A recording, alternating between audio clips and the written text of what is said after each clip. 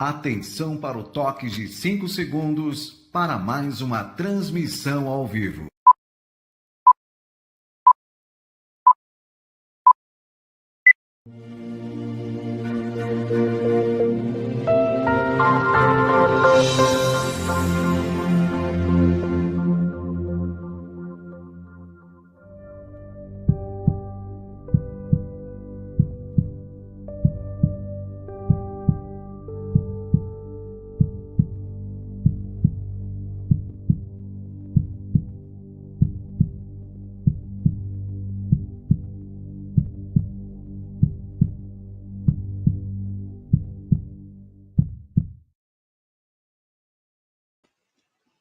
Hello, dear friends. Welcome to Spirit Tongues.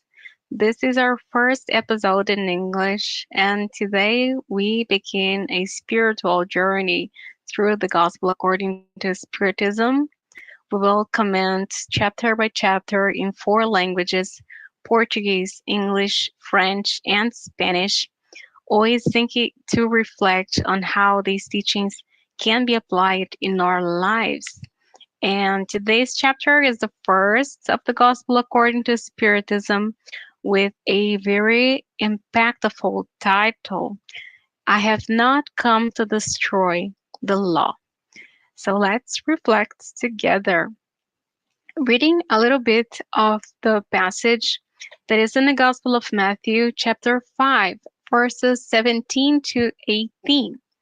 Jesus says, "Do not think that I have come to destroy the law or the prophets. I have not come to destroy them, but to fulfill them. For truly I say to you, heaven and earth will by no means pass away until everything in the law is accomplished, one jot or one dot remaining."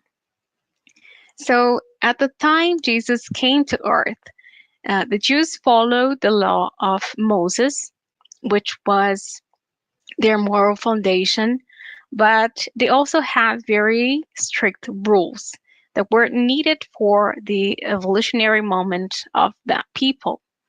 However, when Jesus came with teachings based in love, compassion, and forgiveness, this caused a great impact. It was something new, it was something profound, and that challenged many deep-rooted beliefs. But what Jesus meant by "I have not come to destroy the law, but to fulfill them," he was not denying the past, but rather he was continuing what had already begun. He was taking the divine message to a new level. So the central idea here is the principle of continuity. Everything in creation evolves. Nothing is static. So divine laws do not change, but our understanding of them need to grow over time. And as we evolve, new interpretations are incorporated so that humanity can advance morally and spiritually. And Kardec highlights 3 important moments of divine revelation. The first one is Moses, who brought the 10 Commandments of a divine origin, but also created a series of human laws that were adapted to the people of that time, who still needed a firm and rigid language because the people were still very brutal at that time. The second revelation is Jesus himself, who placed love as the essence of everything. He did not come with punishments, but with acceptance. He taught us to see God as a father, to forgive and to love even our enemies. And the third revelation is the Spiritism, which did not come to replace the knowledge left by Jesus, but rather to deepen his teachings, offering a clearer, more rational, and spiritual vision of life and the destiny of the soul.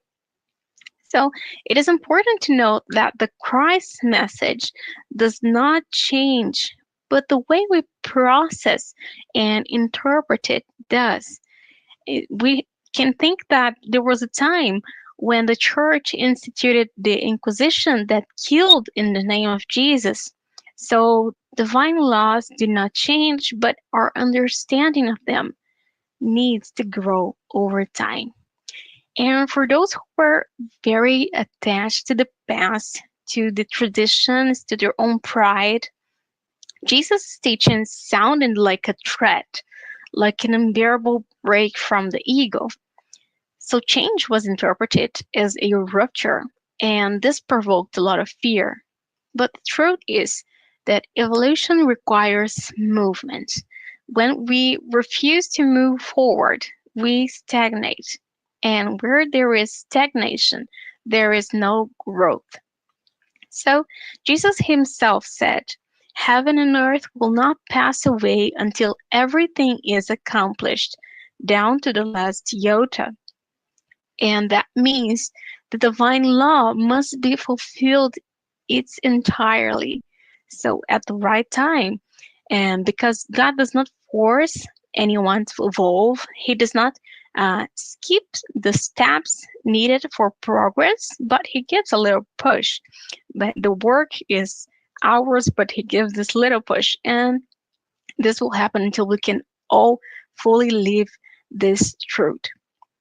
And just as Jesus did not destroy the law of Moses, Spiritism also does not come to destroy what Christ taught. So Jesus left us some lessons in 3 years only for us to develop for over millennia. But imagine how many things were still hidden, how much knowledge he could not pass on because we would not have the evolutionary capacity to process it. So each new stage of revelation builds on the previous one. Knowledge accumulates and the truth is gradually revealed as we are ready to receive it.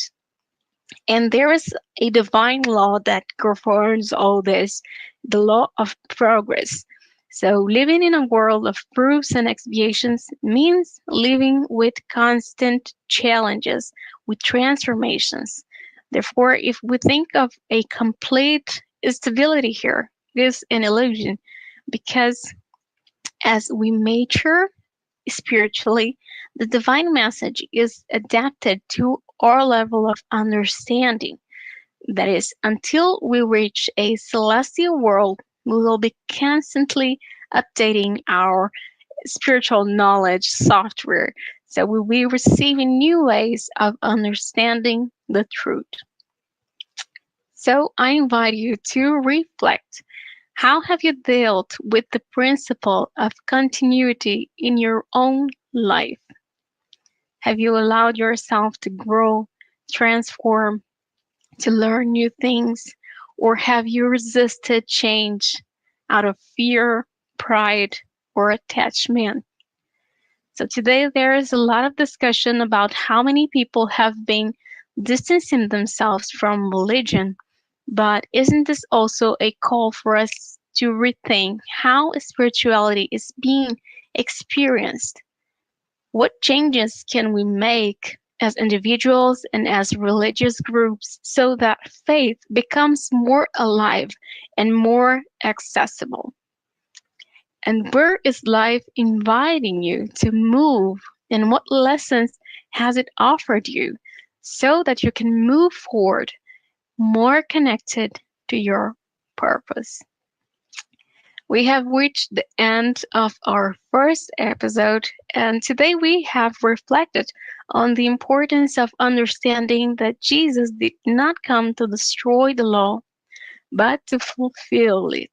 So, next week we will comment the same chapter in French, continuing our mission to spread the gospel to all people. And now we'll go to our moment of prayer. If you wish, you can put water to fluidify. You can close your eyes, breathe deeply, preparing yourself for this moment of connection with God. Thank you very much for being here.